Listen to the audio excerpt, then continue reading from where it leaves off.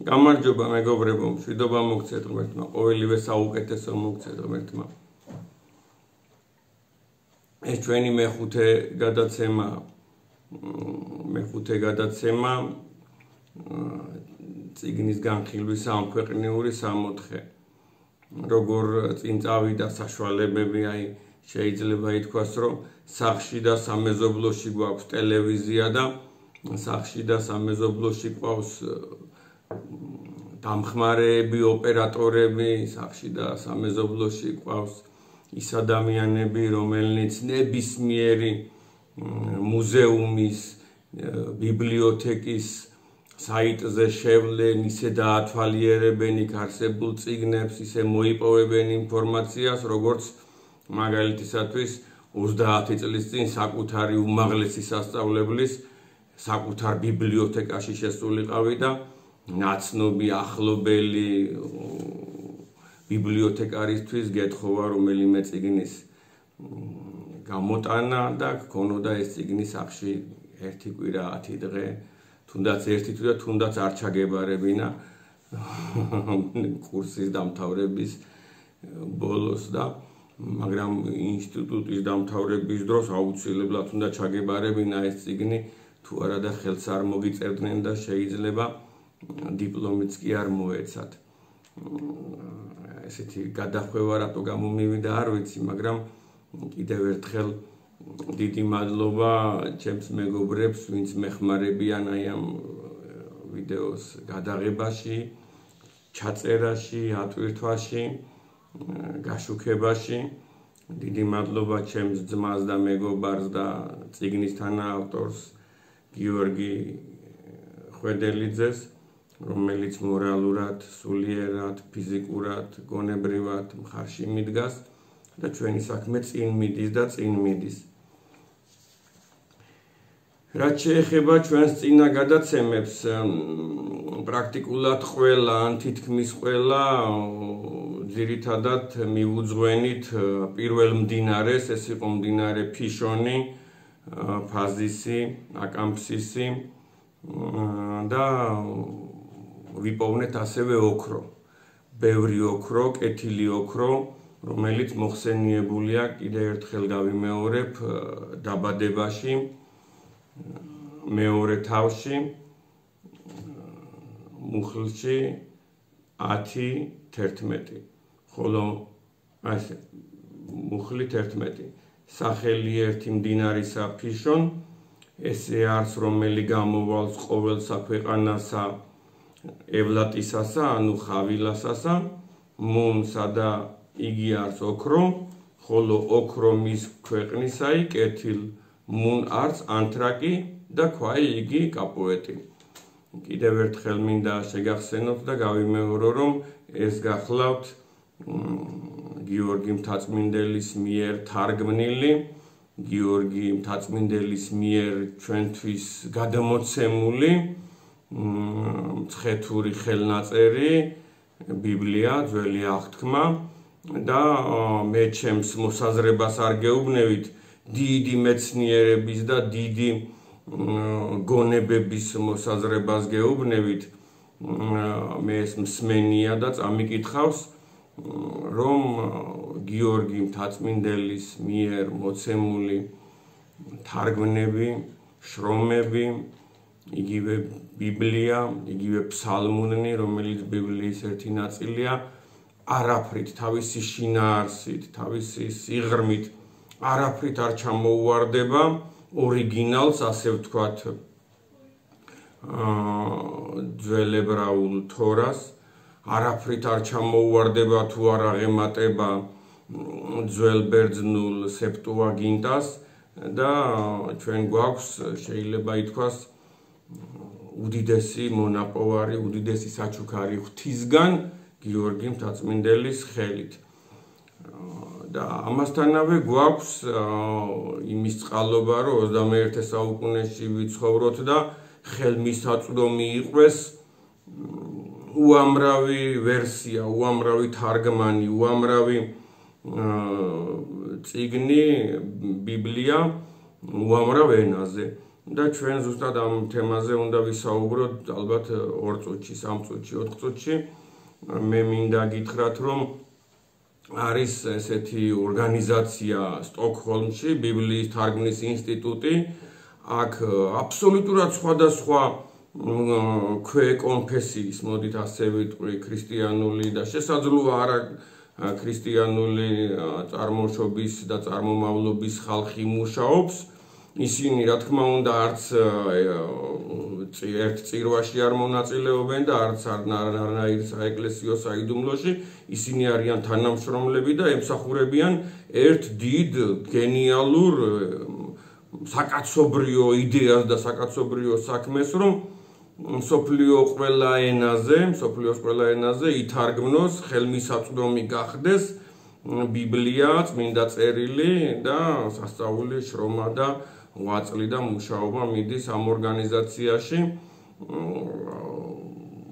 ასევე უამრავ უმაღლეს სასწავლებელში, სასულიერო სემინარიაში, აკადემიაში არის ბიბლიისტიკის კათედრა და ასე შემდეგ და წარმოიდგინეთ უამრავს ალბათ 3, 4, 5, 7, 10, 12 საუკუნის წინ ენატრებოდა რომ ხელი დაედო ბიბლიაზე, წმინდა წერილზე, გადაეშალა, წაეკითხა და ამის საშუალება არ იყო, წარმოიდგინეთ და ჩვენ ერთი მხრივ და მრავალ მხრივ რა დიდებულ ეპოქაში ვცხოვრობთ, ოღონდ მშვიდობა იყოს და ყველაფერი კარგად იქნება, ოღონდ ჩვენი შვილები, ჩვენი სტუდენტები, მოსწავლეები, თანამემამულენი გამრავლდნენ და რა არის დაკარგული, ყველაფერი ძალიანაც კარგად არის, ოღონდ მშვიდობა იყოს და ჩვენი ერის გამრავლება.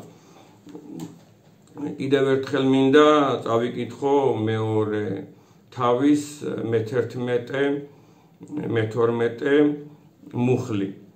უფრო სწორედ მე-12 მუხლი. ხოლო ოქრო მის ქვეყნისაი კეთილ მუნ არს ანთრაკი და ქვაი იგი კაპოეტი. როდესაც მოსე ახასიათებს აი აქ მეორე თავში ბიბლიის მეორე თავში, დაბადების მეორე თავში ედემის ბაღის გეოგრაფიულ არეალს და გვთავაზობს ტოპონიმებს, განსაკუთრებულად ახასიათებს ხავილას ქვეყანას, ევლატის ქვეყანას. განსაკუთრებულ ინფორმაციას იძლევა ამ კუთხეზე და ამ მხარეზე. ნახსენები აქ თვითონ სიტყვა ხავილა, ნახსენები აქ მდინარე ფიშონი, ნახსენები აქ რომ იგი გარემოივლის ქვეყანას ევლატისასა, ნახსენები აქვს რომ იქ არის ოქრო და ამასთანავე ეს ოქრო არ არის ჩვეულებრივი ოქრო, არის განსაკუთრებული, კეთილი, ძვირფასი, ალბათ შეიძლება ითქვას ჩვენ ენაზე ბაჯაღლო და ადვილად დამუშავებადი და ადვილად მოპოვებადი ეს არის ხო ოქროს სიკეთე იმ პერიოდისათვის. ასევე ამბობს რომ მუნ არს ანთრაკი და ქვაი იგი კაპოეტი.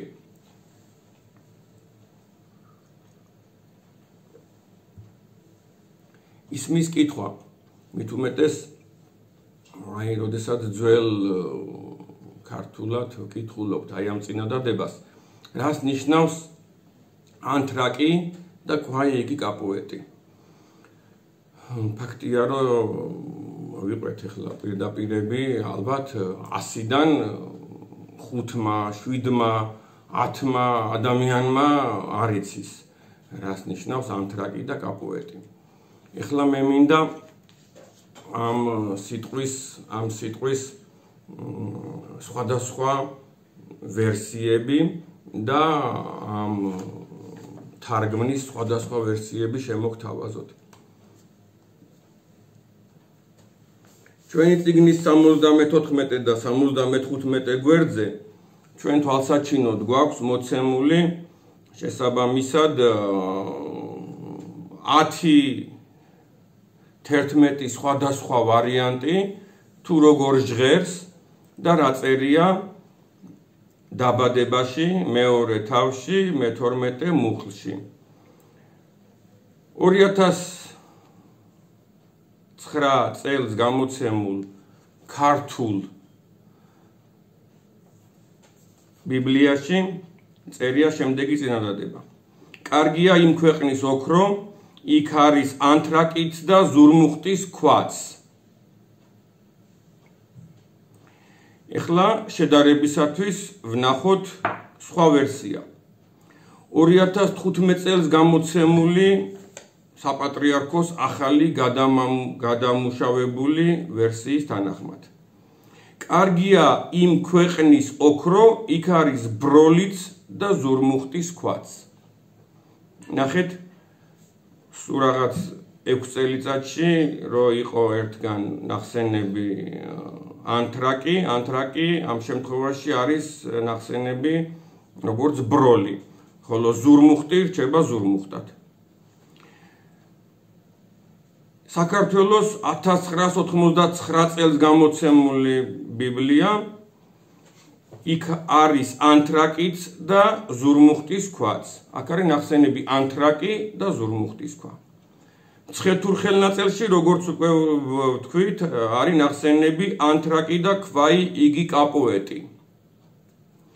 ბატონიშვილ ბაქარის 1757 წელს გამოცემული დაბადების მიხედვით იქ წერია, რომ მუნ არს ანთრაკი და ქვაი მწვანე. ეს წიგნი შედგენილია არჩილ მეფის ხელნაწერის მიხედვით. ვიმეორებ, ნახსენებია ქვაი მწვანე. ინგლისური ვერსია, მეფე ჯეიმსის ვერსია, კინგ ჯეიმსის ვერსია. აქ წერია, and the gold of that land is good. There is bdellium and the onyx stone. ესე იგი, იქ არისო ბდელიუმიო და ონიქსის ქვა. ანუ ბდელიუმი შეესაბამება ანთრაკს და ბროლს, რომელიც უკვე ნახსენებია ქართულ ვერსიებში. ხოლო ზურმუხტის და კაპოეტის მესამე ვარიანტი გვაქვს ონიქსი. უკვე 3 ვარიანტია თითოეულისა. Синодальный перевод, русули эна, русуленовани Библия, и золото той земли хорошее, там бдалах и камень оникс, нахсенебия бдолах, да ква оникси, ану бделиуми да оникси. Смысловый перевод, ану უკვე განმარტებითი ასე ვთქვათ, შინაარსობრივი თარგმანი, золото в той земле хорошее и еще там есть ароматная смола и камень оникс. აქ ნახსენებია, რომ ხავილას ქვეყანაში არის სურნელოვანი ზეთი, ароматная смола და ქვა ონიქსი. აი ჩნდება სურნელოვანი ზეთი. ჩვენ თავიდან ჩამოვთვლით ამას და ყველა ვარიანტს ისევ დაუბრუნდებით. Vulgata latina, ლათინურ ენაზეც ერთი სიტყვით ნახსენებია ბდელიუმი და ლაპის ონიკისუს, ანუ ბდელიუმ et ლაპის ონიკისუს, ანუ ბდელიუმი და ონიქსის ქვაო, ძველ ლათინურ ბიბლიაში. Septuaginta, ძველ ბერძნული ბიბლია, იგი პტოლომეუსმა თარგმნა, მეორე საუკუნის ავტორია, მთარგმნელი და დიდი ადამიანი, დიდი მეცნიერი. პტოლომეუსი Septuagintas მიხედვით, ძველ ბერძნული ბიბლიის მიხედვით არის ნახსენები ანთრაკას და ლითოს პრასინოს, ანუ აქაც არის ანთრაკი და მწვანე ქვა ნახსენები. შესაბამისად ანთრაკი აქვს ნახსენები Septuagintaში პტოლომეუს, მცხეთურ ხელნაწერში გიორგი მთაწმინდელს და ასევე არის ნახსენები 1999 წელს გამოცემულ საპატრიარქოს მიერ გამოცემულ ბიბლიაში. ახალ ბერძნულ ენოვანი ბიბლია, აქაც ნახსენებია ბდელიუმი და ძვირფასი ქვა ონიქსი. ანუ ახალ ბერძნულად ძველ ბერძნულად რო იყო ანთრაკი, თარგმნეს ახალ ბერძნულად როგორც ბდელიუმი. One Day Arabic Biblia, არაბულენოვანი ბიბლია, მასში ნახსენებია თვალი და ძვირფასი ქვა. ანუ ანთრაკის და ბდელიუმის ადგილას ნახსენებია თვალი, ანუ რომელიღაც ერთ-ერთი ძვირფასი ქვა. და კაპოეტის ადგილას, მწვანე ქვის და ონიქსის და ზურმუხტის ადგილას ნახსენებია ძვირფასი ქვა. სილკენსონისა და გინზბურგის ებრაულენოვანი ბიბლია გვეუბნება, რომ ამ ქვეყანაში არის ნახსენებია ბდოლახი და ქვა ონიქსი. ხოლო თორას რუსულენოვან ვერსია თარგმანში ნახსენებია ბროლი და ონიქსი. ჩვენს გაკვირვებას იწვევს შემდეგი საკითხი, ჩვენს გაოცებას იწვევს შემდეგი საკითხი. ჩვენ წერან ვახსენეთ, რომ არსებობს დიდი გაერთიანებული ორგანიზაცია სტოკჰოლმის ბიბლიის კვლევის ინსტიტუტი, არის უამრავი ბიბლიისტიკის კათედრები, ასე შემდეგ და აი ამ უმნიშვნელოვანეს წიგნში, მთავარ წიგნში, წიგნთა წიგნში შესაბამისად სადაც არის ნახსენები ეს პირველი ფრაზა, მოდით დავარქვათ ამას ანთრაკი, როგორც ამას არქმევს გიორგი მთაწმინდელი და სეპტუაგინტას ავტორი პტოლომეუსი. ანთრაკის ვერსიები არის შემდეგი: ანთრაკი, ბროლი, თვალი, სურნელოვანი ზეთი, ბდელიუმი, ბდოლახი, ესეთი 5-6 სიტყვა გვაქვს მოცემული. ხოლო რაც შეეხება მეორე სიტყვას, ანუ სადაც გიორგი მთაწმინდელი ახსენებს სიტყვას კაპოეტი. კაპოეტის ვერსიებია აი ამ სხვადასხვა ენოვან ბიბლიებში. კაპოეტი, ქვა მწვანე, ონიქსის ქვა, ზურმუხტის ქვა, ძვირფასი ქვა, აი ეს 5 ვარიანტია. რამდენადმე ესენი ერთმანეთის გამომრიცხავი, რამდენადმე ესენი ერთმანეთის მოწინააღმდეგე ფრაზები არიან, გნებავთ როგორც მასალა, გნებავთ როგორც ნივთი, გნებავთ როგორც სიტყვა, გნებავთ როგორც ფუძე, ასოთაწყობა და ასე შემდეგ. ჩვენ ჩავუღრმავდით ყველა ამ სიტყვას, ყველა ამ სიტყვის წარმომავლობას და ყველა შთაბეჭდილებას ახლა გაგიზიარებთ. ჩვენი შეხედულებით გიორგი მთაწმინდელი ამ პირველი სიტყვის ანთრაკის აღებით გვეუბნება, რომ ძველბერძნულ ბიბლიაში არსებული სიტყვა ანთრაკი მიღებულია ქართულ ენაშიც და ქართულ ენაში ისეთივე ცოცხალი სიტყვაა იმ პერიოდისათვის, რომ მას არ უნდა თარგმნა და ეს არის მისაღები სიტყვა და ძველბერძნული მესამე საუკუნის ანთრაკი ემთხვევა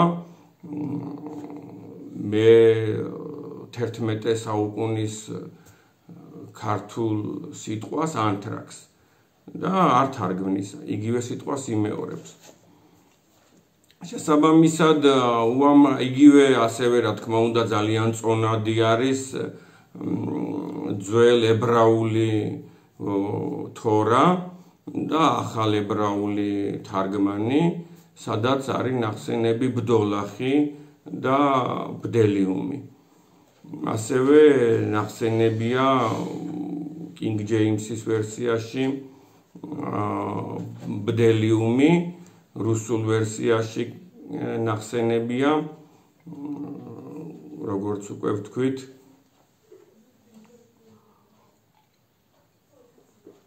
რუსულ ვერსიაში ნახსენებია სურნელოვანი ზეთი და რუსულ ვერსიაში ნახსენებია ბდოლახი. პირდაპირ თარგმანით შეიძლება ითქვას ადამიანი შეიძლება დაიბნეს. რაც შეეხება ბდელიუმს, არსებობს ესეთი ბდელიუმის ხე, რომელიც ძალიან წააგავს დასავლეთ საქართველოში არსებულ ხეს, ვისაც ამასთან შეხება ქონია ტუნგოს ხეს.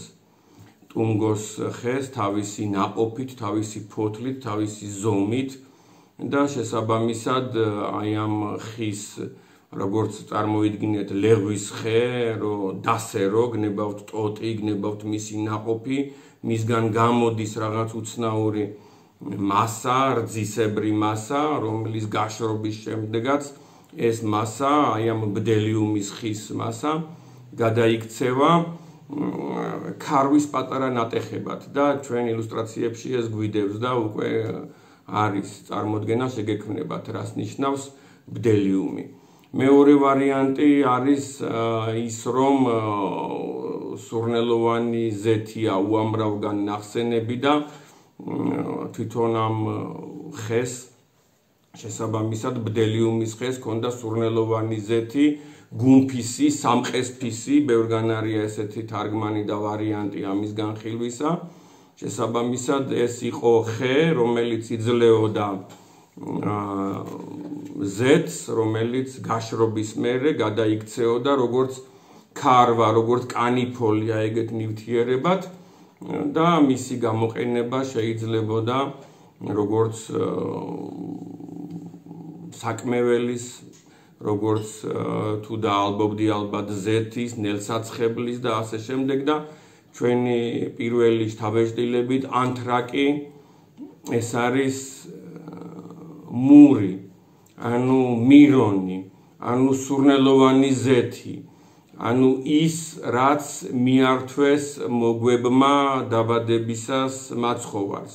მური, ანუ რუსულად სმირნა, მირონი, ბუნებისგან აღებული, ღვთისგან მოპოვებული ნელსაცხებელი და შესაბამისად შორს აღარ წავალთ ამისი ახსნისგან, ამ მცენარის მახასიათებლისგან, იქ ფოტოები დევს როგორ არის, როგორ იზრდება, როგორი ნაყოფი აქვს და ასე შემდეგ ბდელიუმის ხეს და შესაბამისად მარტო იმით შემოვისაზღვრებით, რომ იქ სადაც არის ქალაქი ბორჩხა, იქ სადაც არის ქალაქი ართვინი, იქ სადაც არის ერგე და შემოვდივართ ზემო აჭარის მთებში, უხვად არის ისეთი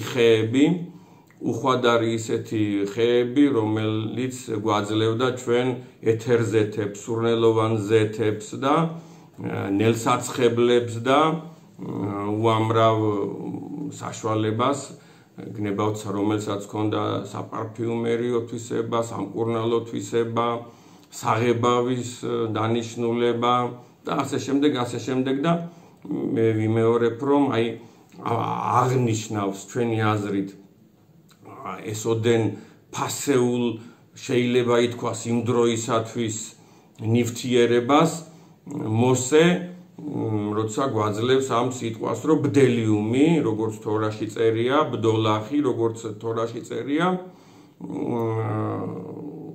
მერე როგორც ანთრაქს არქმევს სეპტუაგინტა და მცხეთური ხელნაწერია არქმევს ანთრაქს, ეს არის მირონი, მური, რუსულად სმირნა, იგივე გუმფისი, იგივე სურნელოვანი ფისი, იგივე ზეთი და ეს უხვად მოიპოვება.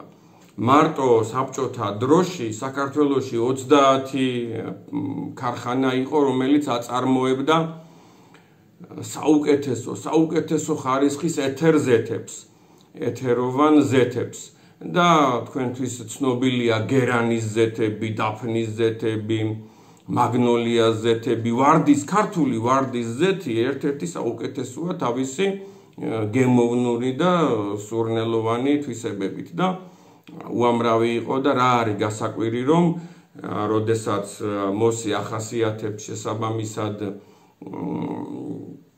ხავილას ქვეყანას ხარს უსვავს რომ ეს ქვეყანა ხალიფთა ქვეყანა მეტადრე მდინარე ფიშონის ქვემოწელში სადაც ოქროა ანუ ბორჩხაში და ერგეში და მირვეთში და აჭარის დაბლობზე და იგივე გონიოში უხვად არის ისეთი მცენარეები რომლებიც გვაძლევენ ჩვენ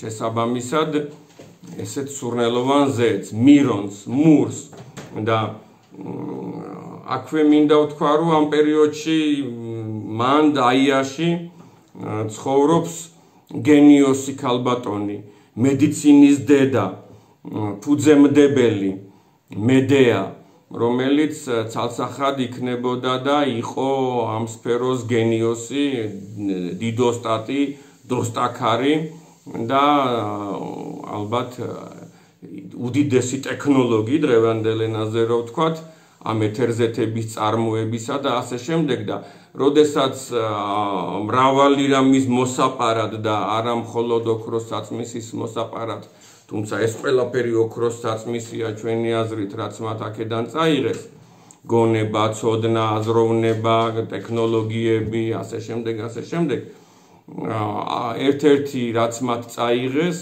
ეს ორფეოსი აი ამ ნელსაცხებლებზე და აი ამ სურნელოვან ზეთებზე ორფეოსი იყო ერთ-ერთი მგზავრი არგოსი იგი არც საომრად წამოსულა არც საბრძოლველად წამოსულა მისი დანიშნულება იყო რომ ეს მეზღვაურები ეს ოლიმპიელები ეს ათლეტები ალბათ გაერთო თავისი სიმღერით და ლექსებით ბალადებით რამდენი ბალადის ავტორია იგი მოგეხსენებათ და იქ უამრავგან ახსენებს რომ მას სურნელოვანი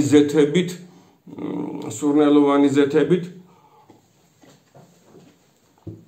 შეუძლია უნდა და ასე შემდეგ რომ გამოიხმოს ეგრეთ წოდებული ღმერთები, ქურუმები, მოხიბლოს და ასე შემდეგ და მათი სურვილი იყო ასევე ალბათ რომ აქედან წაეღოთ მსგავსი რამ, რასაც სურნელოვანი ზეთები ქვია, გემოვნური თვისებები ქვია და ასე შემდეგ და მერე გახდა უამრავი რაღაცა ბერძნული, თორე მანამდე კოლხური იყო, მანამდე ქართული იყო, მანამდე ტრიალეთური იყო, მანამდე ქალდეული იყო, ხალიბური იყო და ასე შემდეგ და ეხლა მე აი ამაზე რაც ბერძნული ვახსენე, გამახსენდა ერთი უმნიშვნელოვანესი რამ, დიდი ბიოლოგი, უდიდესი რექტორი, ჩვენი რექტორი, დედა უნივერსიტეტის რექტორი, ყველა ქართული სკოლის, უნივერსიტეტის, ინსტიტუტის დამბადებელი ხო დედა უნივერსიტეტია, ამიტომ ამბობ, რომ ჩვენი რექტორი, ვისაც კი სადმე უმაღლეს სასწავლებელში უსწავლია საქართველოში, ყველა უნივერსიტეტის დედა არის თსუ თბილისის სახელმწიფო უნივერსიტეტი, დედა უნივერსიტეტი და მისი რექტორი იყო დიდი ბიოლოგი, დიდი ქართველი ნიკო კეცხოველი. ნათელი დაადგეს მის სულს და იგი ამბობდა ეს ბიოლოგი კაცი, აკადემიკოსი კაცი, იგი ამბობდა რომ გამოვაცხადოთ კაკალი ქართულ ხედ, რამედო ეს არის აქ დაბადებული, აქ აღზრდილია, ენდემური და ასე შემდეგ ჯიში და არავითარი კავშირი მას არ აქვს აბერძნეთთან, რომ იგი მოხსენიებულია როგორც გრეჩისკი არეხ. და ეს არისო ქართული და ამ ვერ გავიდა რა შეიძლება ითქვას ეს წინადადება იმის და მიუხედავად რომ უნივერსიტეტის რექტორი აკადემიკოსი ხან კონფერენციებზე ხან პირად საუბრებში ხან წიგნებში ახსენებს ამას და ძალიან მაღლა აყენებს როგორც აი მაგალითად ქართული ფუტკარი, ქართული ვაზის ჯიშები, როგორც მაგალითად ქართული იგივე ქართული ცხენი, ქართული კავკასიური კი არა, ქართული ნაგაზი, ესეთი ჯიშები ხო გვაქვს, ქართული, სუფთა ქართული და ზუსტად ესე ამბობდა, რომ კაკალი არის ქართული ხე. და დღეს როცა აი 21 საუკუნეში თრიალეთის ზეგანზე გადაიარა ბაქო ჯეიხანის მაგისტრალმა და რკინიგზის ხაზმა, იქ პერმანენტულად შემთხვევით უნებლიეთ ჩატარდა არქეოლოგიური გახსნები, გაჭრები, კვლევები, ძიებები და ასე შემდეგ და უამრავი ყორღანი თუ სამარხი გაიხსნა და იპოვეს ადამიანთა სამარხებში, იგივე სტომაქებში, იპოვნეს ნიგოზი, კაკლის ნაჭუჭები სამარხებში, იპოვნეს ბამბა, რომელიც 3-4-5 საუკუნით უფრო ძველია, ვიდრე ნებისმიერი სხვა, რაც კი არის ნაპოვნი ახლო აღმოსავლეთში. იგივე კაკალი იპოვეს 5 საუკუნის წინანდელი და ეს უკვე იმის წინაპირობაა, რომ ეს საბერძნეთიდან არ არის ჩამოსული და სწორედ რომ აქედან არის გასული. ისევე როგორც ყურძენი, ხო? ისევე როგორც ხორბალი, ხო? და თუ რა მისცა კაცობრიობას კავკასიამ და თრიალეთმა და ზოგადად ქალდეამ და კარდუმ და აი ამ ხალიბეთმა, შემდეგ გადაცემებში ვისაუბროთ, ეხლა კი ისევ ამ თემას დაუბრუნდეთ, მომიტევეთ გადახვევისათვის. შესაბამისად ერთი ვერსია ჩვენი და ყველაზე ოპტიმალური ამ ძიებიდან არის ის, რომ ეს არ არის მყარი სხეული, ანთრაკი არის გამხმარი სურნელოვანი ზეთი ან მდნარ მდგომარეობაში, თხევად მდგომარეობაში არსებული სურნელოვანი ზეთი, რომელმაც მიიღო ესეთი მოყავისფრო, მოყვითალო, მოქარვისფრო ფერი და ილუსტრაციებში ნახავთ ნატეხების ფორმით არის სწორედ ბდელიუმის ხის ნაყოფის გამხმარი ნატეხები. და შესაბამისად თუ ეს არის სურნელოვანი ზეთი, თუ ეს არის მური, მირონი, ბუნებრივი, მაშინ ჩვენ სამშობლოში რომ სურნელოვანი და ყვავილოვანი და ულამაზესი მცენარეებია, ეგეთი სად არის და შევთანხმდეთ, რომ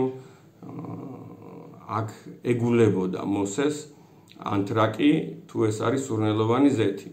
თუ ჩვენ წავყვებით და მეორე ვერსიას განვიხილავთ, როგორც აქ არის ნახსენები ბროლი და თუ განვიხილავთ, რომ აქ არის ნახსენები თვალი და აქ არის ნახსენები მსგავსი სიტყვები, შესაბამისად, მაშინ ძალიან მარტივად გეტყვით, რომ ჩვენი ქვეყანა ზოგადად ბროლის მთებზე დგას და უამრავი ბროლია საქართველოში, რასაც ბროლი ქვია, ნაპოვნი და საქართველოს ტექნიკურ უნივერსიტეტში მესამე კორპუსში არის მინერალოგიის მუზეუმი, სადაც აი ადამიანს რო წელამდე მოსწვდება დაახლოებით უფრო მაღალი და სიგანეში დაახლოებით 70 სანტიმეტრის და სისქეში დაახლოებით 20-25 სანტიმეტრის ბროლის ლოდი დევს. და იქვე პატარა ლოდები რა, პატარა რას ვამბობო, გრანდიოზული შესაბამისად, აი როგორც ადამიანის მტკაველა და როგორც დიდი ლანგარი და ეგეთი ფორმის ბროლი, რომელიც თითქოს აი ახალი ჩამოტეხილი ყინულია, თითქოს აი ისეთი კრისტალია, ხრუსტალი რუსულად რო ვთქვათ, აი ესეთი თვითნაბადი და პატარა ბროლები ხო ზღვა არის საქართველოს ნებისმიერ მთებში.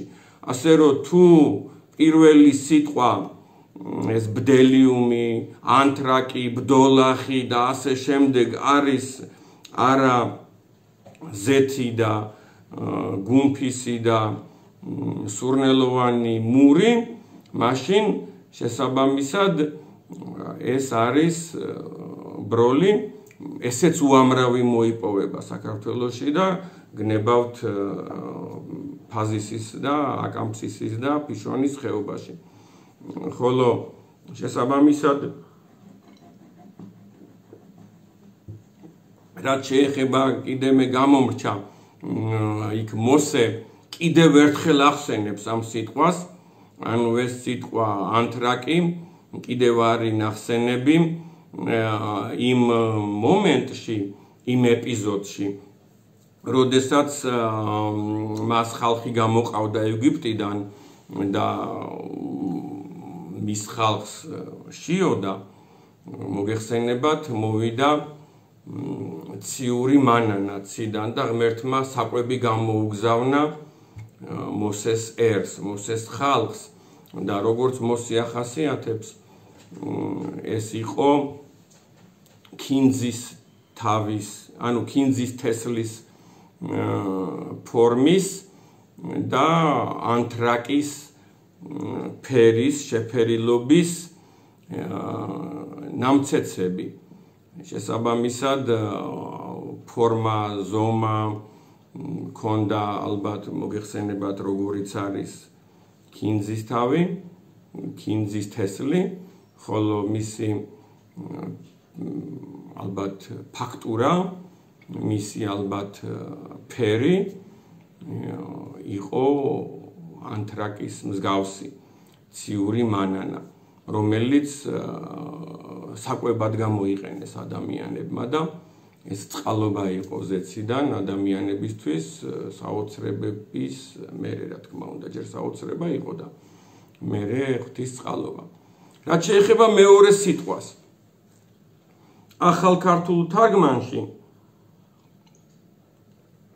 ჩვენ გვაქვს ნახსენები ზურმუხტი. კარგად გამიგეთ, მე სხვაგან ზურმუხტი ვერ აღმოვაჩინე. ვერც ერთ სხვა თარგმანში მე ზურმუხტი ვერ აღმოვაჩინე. მას ძველ ქართულად ქვია სამარგადი და შესაბამისად ეს კატეგორიულად არ არის ონიქსი. ონიქსი ბევრგან არის ნახსენები ონიქსის ქვა და მე მინდა გითხრათ, რომ ონიქსის საბადოებით სავსეა არსიანის ქედი. არსიანის ქედი, რომელიც მდინარე ფიშონის მარჯვენა სანაპიროა სრულიად და იგი წყალგამყოფია მტკვრისა და ჭოროხის ხეობისა. ანუ არსიანის ქედის მარჯვნივ, ასე ვთქვათ, არსიანის ქედის აღმოსავლეთით მტკვარი მიედინება, გაივლის არტანს და შემოდის ასპინძაში, ხოლო არსიანის ქედის მარცხნივ ჭოროხი მიედინება და შემოდის აჭარის მთებში და ჩაედინება გონიოსთან შავ ზღვაში. აი ამ მთებში 5-6 მაღარო და ბიზნესი ჰქონდათ ხიმშიაშვილებს მე-19 საუკუნეში, მე-18 საუკუნეში და ონიქსი ძვირფასი ქვა, ნახევრად ძვირფასი ქვა და ულამაზესი ქვა არის თავისი გარეგნობით, სხვადასხვა შეფერილობები აქვს და მე მინდა გითხრათ, რომ ონიქსის ქვა მრავლად არის სწორედ რომ ფიშონის, აკამფსისის, ფაზისის, ჭოროხის ხეობაში მარჯვენა ნაპირზე, კიდევ ერთხელ ვიმეორებ, ანუ არსიანის ქედისკენ. კიდევ ერთხელ გავიმეორებ, რომ ჭოროხი მოედინება და მისი მარცხენა ნაპირი არის ლაზეთის მთები, ხოლო მისი მარჯვენა ნაპირი არის არსიანის ქედის ფერდები. ხოლო რაც შეეხება სხვაგან ნახსენებ, აქვე ნახსენებ სიტყვებს, იგივე ბაქარისეულ დაბადებაში ნახსენებ სიტყვას ქვაიმწვანე და ასევე ლითოს პრასინოს, როგორიც არის ძველ ბერძნულ ბიბლიაში ნახსენები, ასევე როგორიც არის ზოგადად აი მწვანე ქვა ნახსენები. ესეთი არის მალაქიტი. მალაქიტი არის ყველაზე ხშირი ქვა, რაც შეიძლება ადამიანმა იპოვნოს გონიოს სანაპიროზე. ყვარიათის სანაპიროზე, ჩაქვის სანაპიროზე, მდინარე ჭოროხის აუზში. ეპოვნა, უფრო ასე ჯობია ვთქვათ, ეპოვნა. რამე თუ შესაბამისად თურქეთის სახელმწიფომ ზედ საზღვარზე საფილტრის სადგურები და ასე შემდეგ ააშენა, მე მოგაწვდით ამას ილუსტრაციებში და ამ საფილტრი სადგურების საშუალებით ეხლა გნებავთ ინერტული მასები, ანუ ხრეში და ქვიშა და გნებავთ ეს ქვები ჩერდება, იფილტრება და მხოლოდ წყალს უშვებენ, არც თევზს გამოუშვებენ, არც ნაშალ ქვებს გამოუშვებენ ეგენი, იტოვებენ, ეს საშენი მასალაა და ძვირფასი ქვებიც მოგეხსენებათ და როდესაც უკვე ჩვენ ვისაუბრეთ ოქროზე, ბევრ ოქროზე, კარგ ოქროზე, კეთილ ოქროზე და ასე შემდეგ, თქვენ შეგიძლიათ გეოლოგებს შეეკითხოთ, რომ სადაც არის შესაბამისად ოქროს საბადო და ჩვენ უკვე ვთქვით, რომ ოპიზაშია ოქროს საბადო, ასევე შატბერჩია ოქროს საბადო, ასევე მურღულშია ოქროს საბადო და ასევე ხატილას ხეობაშია ოქროს საბადო. 4 ოქროს საბადოა, 4 მდინარე მოერეკება ოქროს. სადაც ოქროა, იქ ყოველთვის არის სპილენძიც. და სადაც სპილენძია, იქ არის ოქროც. ეს ფაქტიურად თითქმის ყველგან, უიშვიათეს შემთხვევაა, რომ ეს 2 ლითონი ერთად არ იყვეს. და მე რომელიც უფრო ოპტიმალურია, რომელიც უფრო სასურველია, რომელიც უფრო მომგებიანია, იმაზე იწყებს მუშაობას საბადო და მალაქიტი მეტი არაფერი არ არის გარდა დაჟანგული სპილენძისა, გინახავთ თქვენ სპილენძზე მწვანე ნადებები, ანუ ეს არის შესაბამისად ქვის, კირქვის და სპილენძის ნაერთი. და თუ დიდი რაოდენობით, მაგალითად, მალაქიტის ქვები და ნამსხვრევები მოიპოვეს, ხშირ შემთხვევაში ამ ნამსხვრევებიდან 55-56%-ის სპილენძის გამოღება შეიძლება და მალაქიტის კენჭებიდან დაწყებული, ნამსხვრევებიდან გაგრძელებული სპილენძის მოპოვება ხდება. ასე რომ სავსეა შეიძლება ითქვას მთელი ჭოროხის ხეობა ართვინს დაბლა მწვანე ქვით. გნებავთ ეს ონიქსი იყოს, გნებავთ ეს მალაქიტი იყოს. მალაქიტი დღესაც კი დიდი რაოდენობით არის, აი ვინც გონიოსა და ყვარიათისა და სარფის სანაპიროებზე ჩაივლის და კენჭებს მოაგროვებს. და რაც შეეხება მთელ საქართველოში, იგივე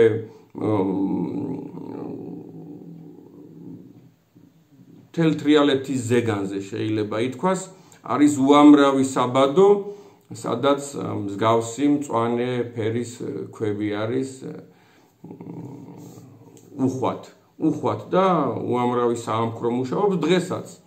ეს ქალცედონის ჯგუფია, ქალკედონის ჯგუფია, ოპაზის ჯგუფია და ასე შემდეგ უამრავი მწვანე ქვის მოძებნა შეიძლება. მოდით ახლა უკვე შეიძლება ითქვას, რომ ჩამოვაყალიბეთ ყველაფერი, როგორც შეიძლებოდა, რომ ამ გადაცემების ფორმატში ჩავტეულიყავით, რაც შეეხებოდა მდინარე ფიშონს, რომელიც იწყება მესხეთის მთიდან და სოფელი ფაშიდან, ფაშის მთიდან და მესხეთის მთიდან, გამოედინება ამ ქვეყნიური სამოთხის ადგილიდან, ჩამოევლის ძლიერ ხალიფთა ქვეყანას, სადაც დღესაც ცხოვრობენ ხალიბები და რა საოცარი მოდგმაა, რომ ქსენოფონტეს დროს 26 საუკუნის წინ კაცი ამბობს ხალიბი ვარო და დღეს 21 საუკუნეში კაცი ამბობს ხალიბი ვარო, წარმოგიდგენიათ რომ არ ხდება ცვლილება და 33 საუკუნის წინ მოსეს ეპოქაში რომ ხალიბები ცხოვრობდნენ და ჭედდნენ რკინას. იქ არის სოფელი ერკინისი. ერკინისი მე წინა გადაცემაშიც ვახსენე დემირკენტი დღევანდელი და პლინიუსისეული სურიუმი. ამაზე შემდეგ გადაცემაში ვისაუბრებ. რომ აი ამ სოფელში დემირკენტში ერკინისში რკინა მხოლოდ ქართულ ენაზე ჟღერს რკინა როგორც რკინა არის გმირთნაკვეთი ქალაქი მეგალითური ქალაქი მიწის ქვეშ და დაფარულია 4-5 შესასვლელი აქვს დღეს დარჩენილი ალბათ 10-15 შესასვლელი ან გამოსასვლელი დაგმანულია ან დაფარულია ქვიშით და ბალახით და შესაბამისად ალბათ 30 საუკუნის წინანდელი მიწისქვეშა ქალაქია და რა საშუალებები იყო ესე იგი რკინა იყო ფოლადი იყო გამომდნარი ამ ერკინისელებმა რომ ჯერ ეს ქვები გამოჭრეს და მერე ქვებია დალაგებული ნათალი ლოდის რიყის ქვები და რა ტექნოლოგია ჰქონდათ და რა ქვის მთლელები იყვნენ რა ფოლადი ჰქონდათ და რა ტექნოლოგიები ჰქონდათ ლითონის დამუშავებაში და პირველი ლითონმცოდნეები ჩვენა ვართ ხალიბები, ქალდები, ქართველები, ხავილას ქვეყნის ხალხი. მე წეღან ვახსენე დედა უნივერსიტეტი და დედა უნივერსიტეტით მინდა დავამთავრო ჩვენი გადაცემა რა მენიშნა და რა გამახსენდა ეხლა რაც ამ თემას არ ეხება და მხოლოდ დედა უნივერსიტეტს ეხება. მე მინდა გთხოვოთ თქვენ რომ გავიხსენოთ მესამე მეოთხე კლასში ვისწავლეთ ჩვენ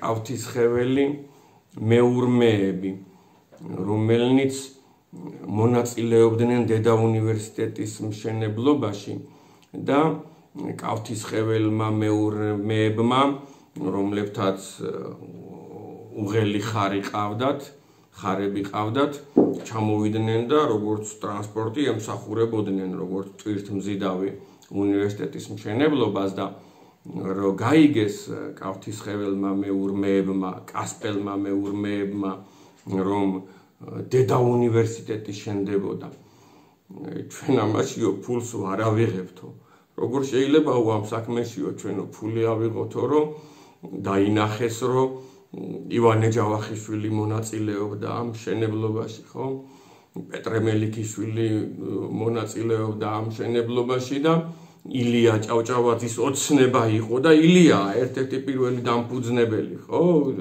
და მისი იდეა იყო უნივერსიტეტის შექმნა და კავთისხეველმა მეურმეებმა უამრავი გზა გააკეთეს. ალბათ 100 გზა გააკეთეს, ზოგმა 20, ზოგმა 15, ზოგმა 50, ზოგმა 80 გზა გააკეთა და ჩავიდა შესაბამისად კასპი თბილისი და მოემსახურა ამ მშენებლობას უანგაროდ. და მათი ღვაწლიც არის, რა თქმა უნდა, უსახელო უფლისციხელმა რომ მოგვაგებინა ის ბრძოლა, მათი სახელიც აი ესე ჟღერს კავთისხეველი მეურმეები. მოგეხსენებათ იქ სოფელი ხოვლე ძალიან გადავუხვიე ახლა მე თემას, მაგრამ რადგან დედა უნივერსიტეტზე ვსაუბრობ, ამისი არ საუბარი არ შემიძლია და რა თქმა სოფელ ხოვლეში ცხოვრობდა და ისვენებდა და მოღვაწეობდა და მუშაობდა ივანე ჯავახიშვილი და იქვია კავთისხევი, იქვია კასპი და მან უთხრა ალბათ ამ კავთისხეվել მეურმეებს, რომლებიც განთქმულები არიან ამ საქმეში, იმთავითვე, რომ ესეთი საქმე იყო და სჭირდებოდათ მათ ტრანსპორტის საშუალება და ასე შემდეგ და ივანე ჯავახიშვილთან სტუმრად იყო ჩასული დიდი ზაქარია ფალიაშვილის გარდაეცვალა 18-19 წლის ვაჟი და დიდი კაეშანი დაეუფლა მას, და ხელი აიღო მუშაობაზე, მუსიკაზე და ასე შემდეგ და აი ამ მძიმე მორალურ მდგომარეობაში მყოფ ზაქარია ფალიაშვილს უთხრა ივანე ჯავახიშვილმა, რომ წამოდიო ჩემთან ხოვლეშიო, გულს გადააყოლებო, სუფთა ჰაერზე იყავიო, დაისვენეო და წაყვა ზაქარია ფალიაშვილი და ერთხელაც საღამოხანს, როცა ისვენებენ და სეირნობენ სოფლის გზაზე, საუბრობენ, უცებ დაინახეს, რომ მოდის მეურმე და ურმულს მღერის და ეგრევე ზაქარია ფალიაშვილის ყური მიპყრობილი იქნა ამ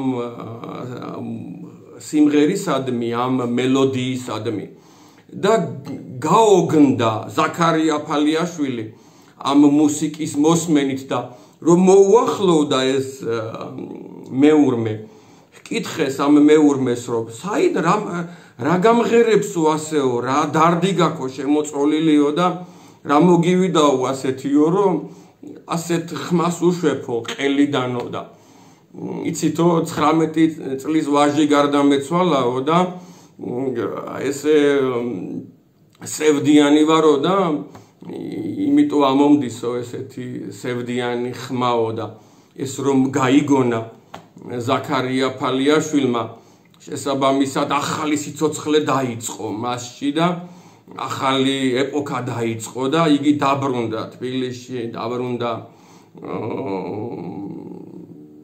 დაუბრუნდა მუშაობას და ვინ იცის შესაძლოა სწორედ მაშინ შექმნა მან თავისი უკვდავი დაისის უვერტიურა და მომიტევეთ კიდე გადავუხვიე, მაგრამ ამისი თქმაც ძალიან მინდა, რომ 1971 წელს ზაქარია ფალიაშვილის 100 წლის იუბილეზე იუნესკომ სთხოვა მსოფლიოს ყველა ცენტრალურ რადიოსადგურს მოსთხოვა დაავალა, რომ საღამოხანს, რა თქმა უნდა, დედამიწაზე სხვადასხვა დროს დგება საღამოხანი და დაისი, დაეკრათ დაისის შესავალი, დაისის უვერტიურა და ყველა ცენტრალურმა რადიოსადგურმა საღამოს 8 საათზე შეასრულა დაისის უვერტიურა. მე ვიტყოდი, ალბათ ყველაზე ძლიერი, ყველაზე სახელოვანი, ყველაზე კარგი, ყველაზე ჟღერადი, სევდიანი მუსიკა. ჩვენ, რა თქმა უნდა, კეთს ვიხრით ამ დიდი ადამიანების წინაშე და ისევ დედა უნივერსიტეტს დავუბრუნდები.